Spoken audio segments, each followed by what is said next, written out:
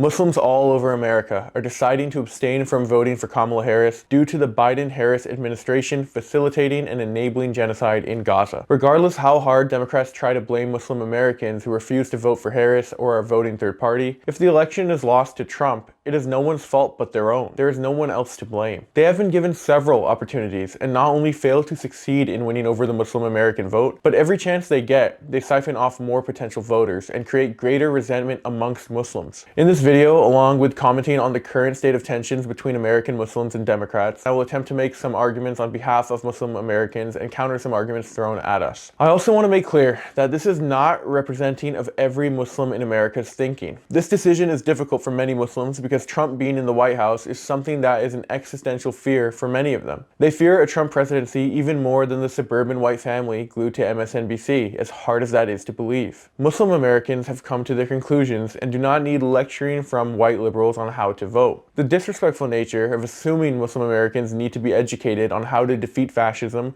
or save democracy, or telling them, have you heard of Project 2025? It's all very insulting. This video is mostly talking about white liberals, but before all that, I want to address Muslims as well who argue those standpoints. There are many Muslim voices out there who advocate for Palestine very well, but still argue that you should vote for Harris. This has caused a bit of a rift in the Muslim community, which I think is fine, and debate is good, but there should be better empathy from both sides and expecting the best intentions from your fellow Muslims. This is happening on the local levels. This is happening on the celebrity levels. A lot of times Muslims are debating this topic and it gets heated, but even those who are telling you they're not voting for Harris, and even those who are telling you they are voting for Harris, at the end of the day, when you're debating with a fellow Muslim on an issue that impacts you both so much, you should have the respect for them and understanding that they came to that conclusion over a very long time with lots of thought and consideration, and you should not be shaming them or being disrespectful when trying to convince of whatever your point is, because all of us have seen the same things, all of us have been disgusted by this genocide, and we all have similar decisions to make. So really, I mean,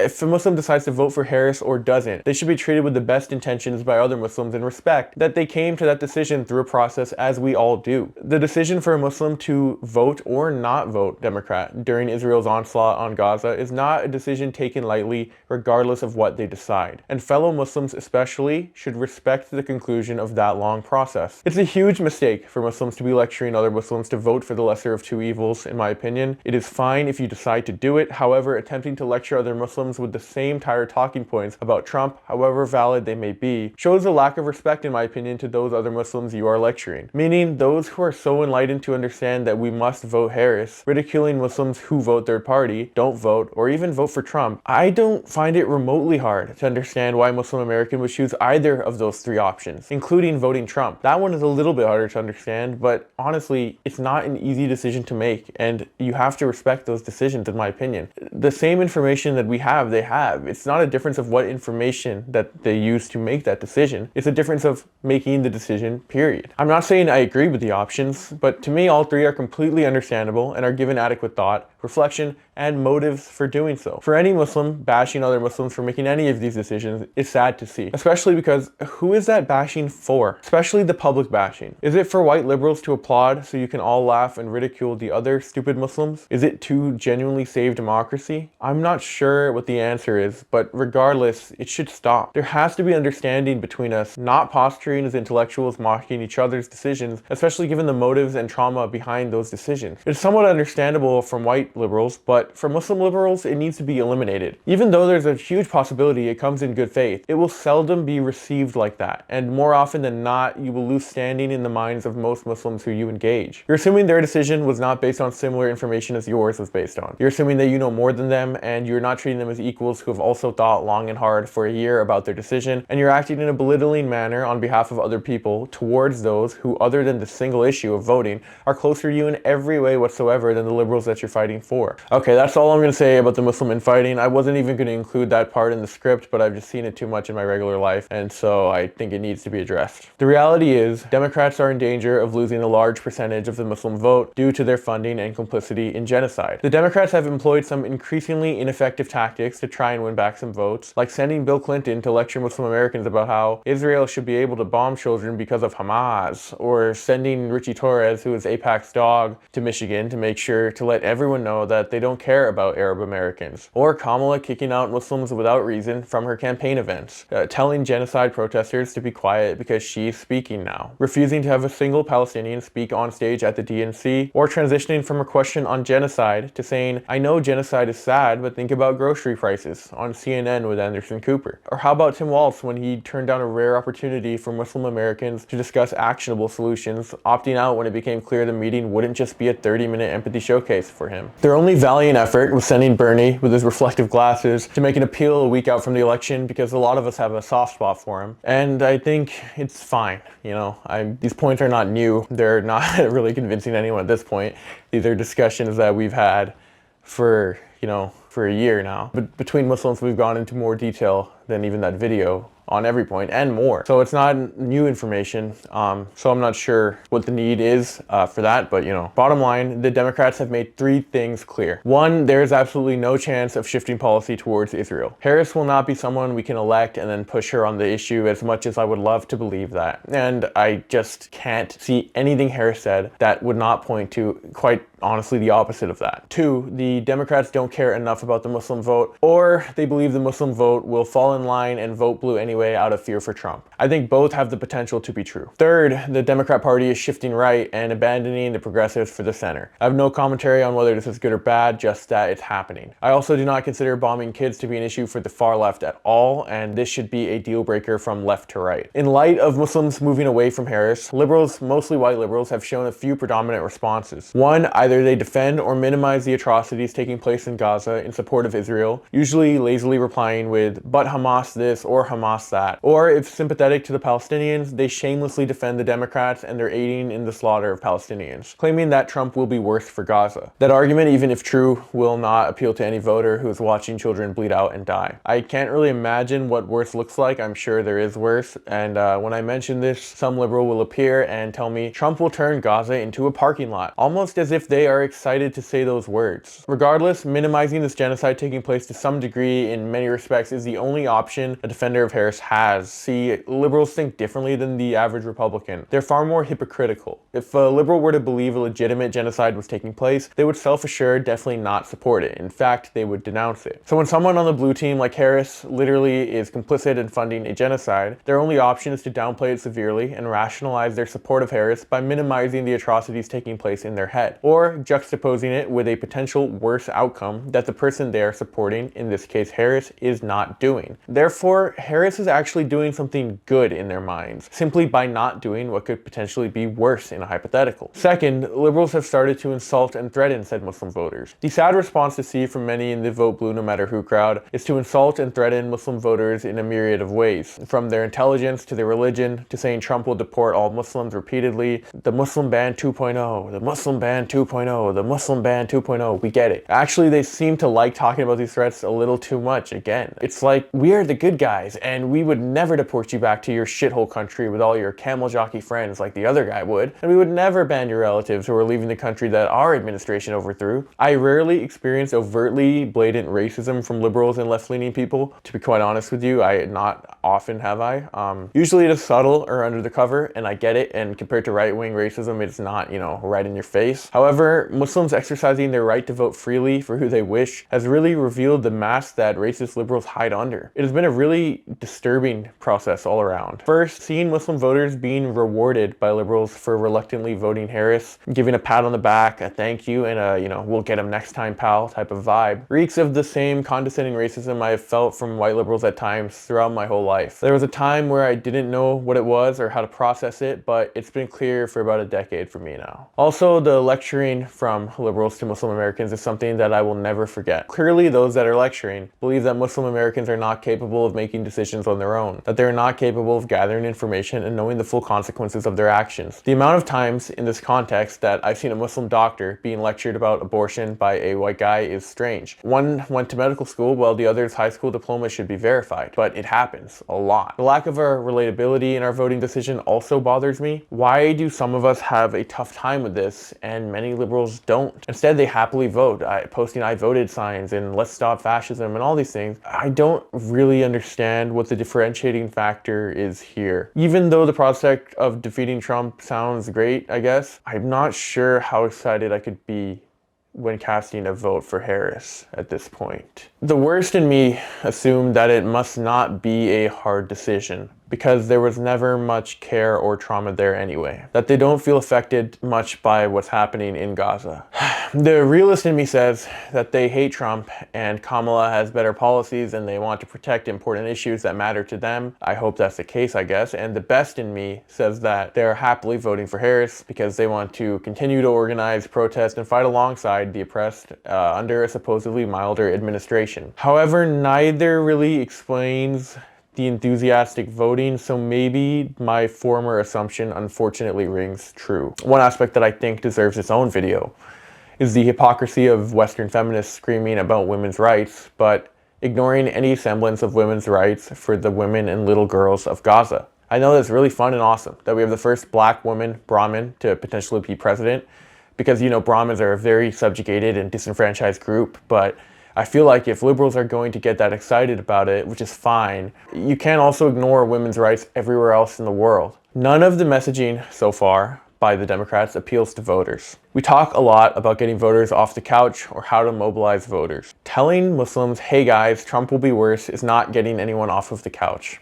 Yelling at Muslims that if you don't vote for these genociders, you will be deported and your daughter won't be able to get an abortion. It's not going to mobilize Muslims to vote for Harris in between watching Al Jazeera report on Israel bombing a residential building and killing 25 kids 6 days before the election. Condescendingly calling those who won't vote for someone complicit in genocide a single-issue voter is not going to get Muslims to drive both sets of grandparents to the polls. Scolding Muslims to think about the Muslim ban when entire families are being wiped out is not going to get them to early mail in their ballot. In my opinion, swing state messaging and safe state messaging also hurts this cause. People in the Democratic Party that have been shilling for Kamala generally and purposefully sending the message that if you don't actively vote for Kamala, you are voting for fascism, has extreme societal and psychological impact, especially when you put all the weight on a small minority group, and especially when the message doesn't apply to 80% of people hearing it. It is normalizing genocide, it is undermining democracy, and in every sense, it is voter shaming just for the sake of voter shaming. I cannot believe the amount of people where I'm from, which is Washington State, that believe they're saving women's rights by voting blue at the top of the ticket, even though in their own words, their feelings get very sad when they skip over 3 posts about kids dying every day. We don't like the Biden administration's policy in Israel,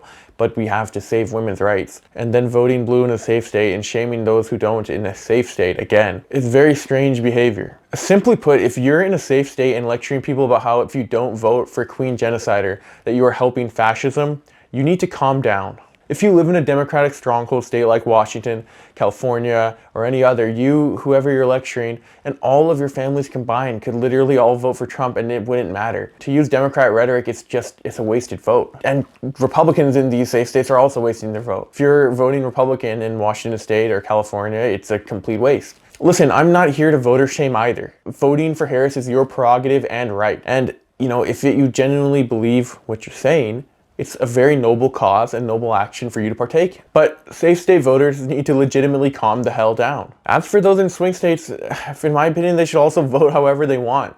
Lecturing people every election about democracy is on the line, and this is our most important election in our lifetime, is not seeming to work, especially when you're targeting minority groups. I mean, what is happening here? Moving on from that, liberals try a few talking points like lesser of two evils, referring to the fear of Trump taking the White House, or that Muslim Americans are cutting off their nose to spite their face. The latter is just insulting, so I'll try and tackle the former. I'll try and tackle the lesser of two evils argument. A strategic vote in theory is great. Voting lesser of two evils is great in theory also. But it is never going to get people to go vote. You have to have people who want to vote for someone, and I can tell you, many Muslims have never wanted to vote for someone less. This basically boils down to a utilitarian and philosophical worldview versus a deontological one applied to voting, which at the end of the day is kind of all this whole conversation is. It's a giant trolley problem, unfortunately. We could also call it a pragmatic approach versus principled one. I'm no philosopher, but I think those are easier to say, so I'll go with those. I hope they're interchangeable enough. Okay, but before getting into what I believe to be the core of the argument, that being the pragmatism versus principles approaches, to voting, we need to talk about the nonsense that is occurring in place of addressing the core argument. What is occurring is Democrats constantly strawmanning the arguments made by Muslim Americans,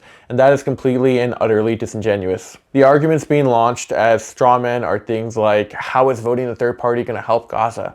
Or Trump will do worse to Gaza? Or Jill Stein won't win the election? Or other issues are too important, we can't be single issue voters, and things of that nature. In reality, no one is claiming or disputing any of those. I mean, at least I'm not. The argument is that from a moral perspective, it is impossible for many Muslims to fill in a circle next to the name of a genocide sponsor. That's it. It doesn't mean Muslims don't think Trump is a genocide sponsor. It doesn't mean they think Jill Stein will somehow get 70 million votes and win the election. It doesn't mean they forgot about the Muslim ban or that they don't know about Roe v. Wade. It only means they are unable to engage in the strategic voting that you were describing due to a moral stance. Let's run through a little imaginary simulation of this. When somebody who has lost dozens, if not every member of their family due to Biden and Harris funded bombs, how do you tell them Trump will be worse? Will Trump kill more of their family? I mean, he can't because Biden and Harris already killed all of them. So then you say, okay, well, we can't get that guy to vote Biden or Harris because we understand where he's coming from. But the guy over there, he only lost 5 of his family. So maybe we can convince him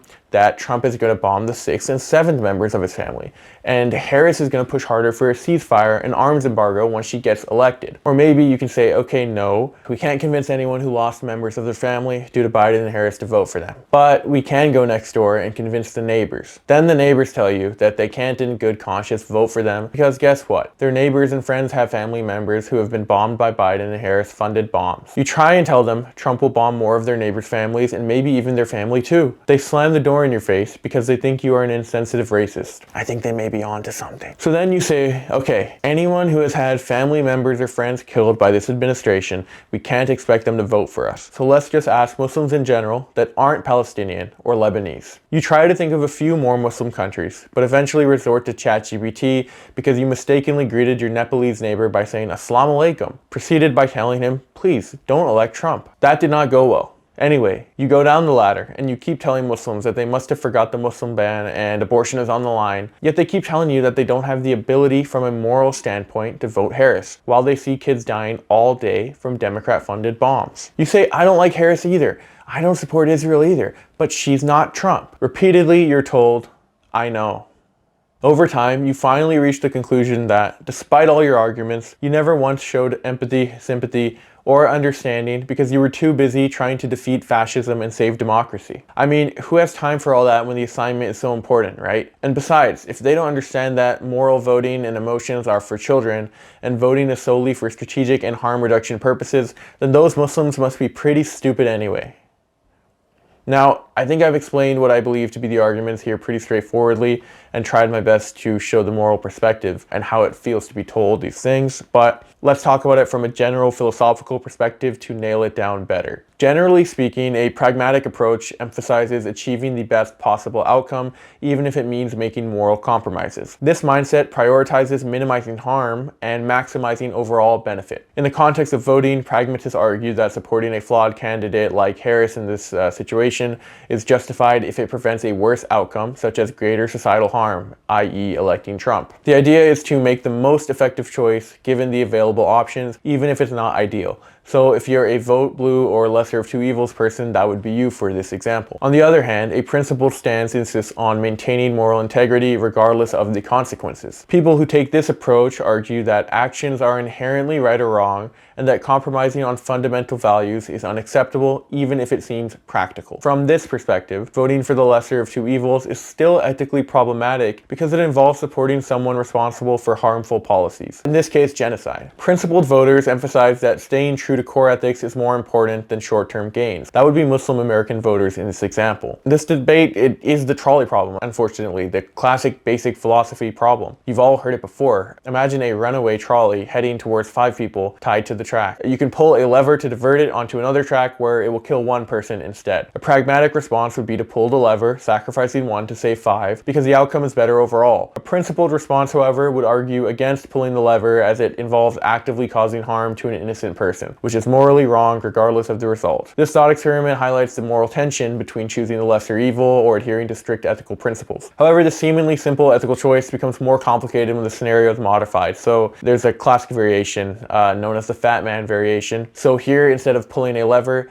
you push a very fat man off a bridge onto the tracks, thus stopping the train. Yes, he somehow weighs enough to stop a train.